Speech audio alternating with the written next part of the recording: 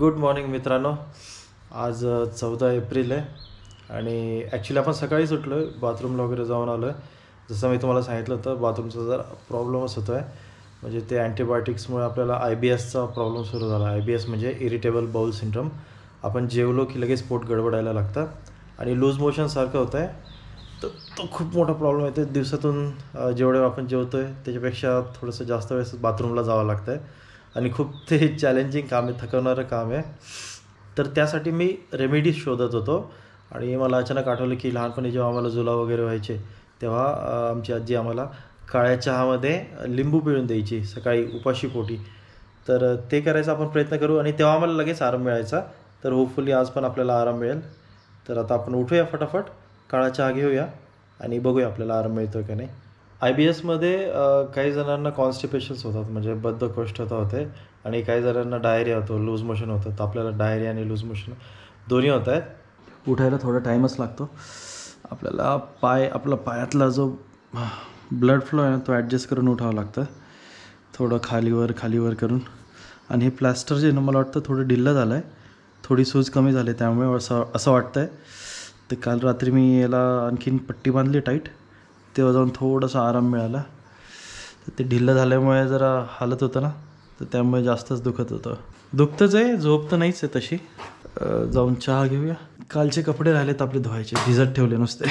भांडे घासून ठेवलेत आपण काल. काळ्या चहामध्ये चहापत्ती एकदम कमीच घालतात, चिमूटभरच घालतात. लिंबूमध्ये रस आहे की नाही माहिती नाही.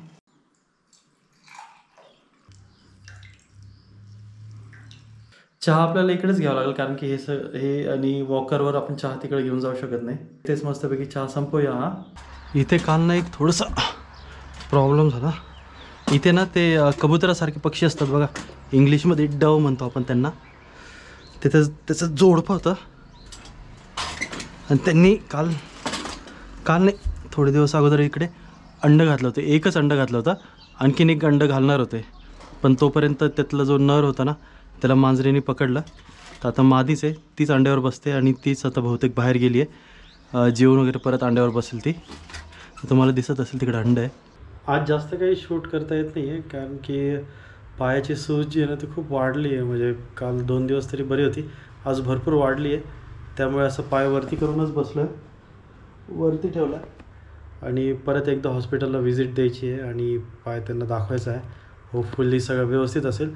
जरा काळजी वाटायला लागली आहे पायाची, म्हणजे एवढा कधी सुजला नाही आत्तापर्यंत. एवढी सूज व्हायला नव्हती पाहिजे, उतरायला पाहिजे होती, पण ती काही उतरली नाही, तर वाढलीच आहे अजून सूज.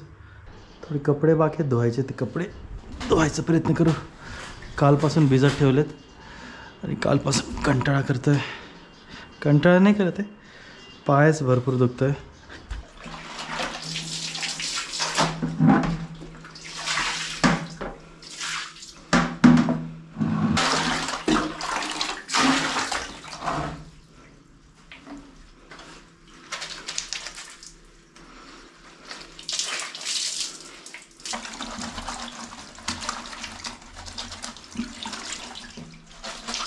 ॲक्च्युली आज मी पूर्ण माहिती बघितली होती ऑपरेशनची.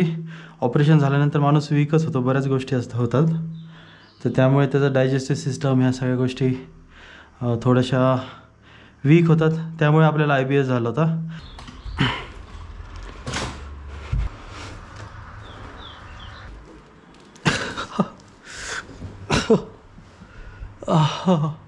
एवढंसं काम पण किती एफर्ट लागतात.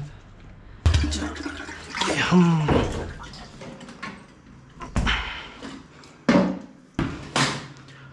स्टूल तर मी सहज ठेवला होता, असा ऑटोमॅटिकच आयडिया आली.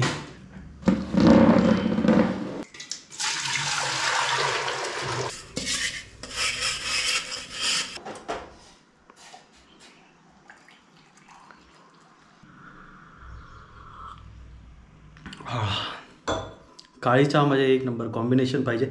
एकदम कमी चहापत्ती आणि जास्त साखर पाहिजे आणि त्यात लेमनची जर टेस्ट असेल ना तर जबरदस्त लागतो चहा, एक नंबर. माहीत नाही थकवा कशामुळे जास्त येतो, म्हणजे ह्या उष्णतेमुळे येतो आहे का आपण काम केलं आहे त्यामुळे येतो आहे. हे 1 किलो चिकन आहे, तर हे आपण सबंध बनवणार आहे की नाही तर काय होईल, खराब होऊन जाईल.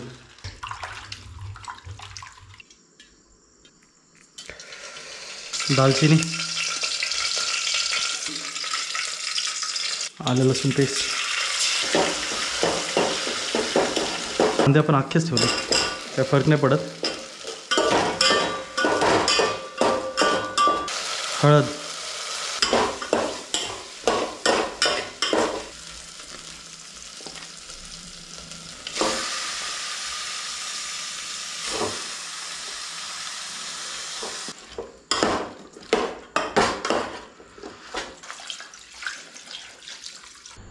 घाम बघा किती आला आहे.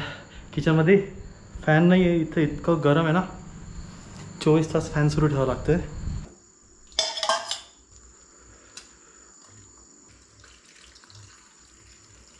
चिकन सूप पण रेडी झालं आहे आणि ही दुपारची चपाती उरली होती, ही भाजी दुपारची उरली होती आणि हे काहीतरी आमरससारखं आहे हे, आणि हे आपलं चिकन सूप आत्ता पण बनवलं आहे. तर जसं जसं आपली स्ट्रेंथ वाढत जाईल ना, तसं तसं आपण रेसिपी बनवायचा प्रयत्न करूया. तिथे जास्त वेळ आपल्याला थांबता येत नाही आणि फार अवघड आहे मित्रांनो ह्या कंडिशनमध्ये व्लॉग बनवायचं म्हटलं ना, फार जीवावर नाही येत, पण खूप स्ट्रेंथ, खूप एफर्ट लागत आहेत, फार अवघड होतं आहे. तरी आपण बनवायचा प्रयत्न करतो. काही काम म्हणजे थोडं काही काम करत असल्यावर आपलं लक्ष थोडंसं दुसरीकडे जातं.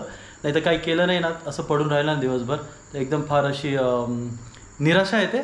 त्यामुळे आपण ब्लॉग बनवतो आहे आणि त्रास जरी झाला तरी आपण बनवायचा प्रयत्न करू आणि बघूया कितपर्यंत आपल्याला जमतं आहे. तर आजचा ब्लॉग इकडेच एंड करूया. मस्तपैकी आपण जेवून घेऊया आणि भेटूया उद्या. थँक्यू.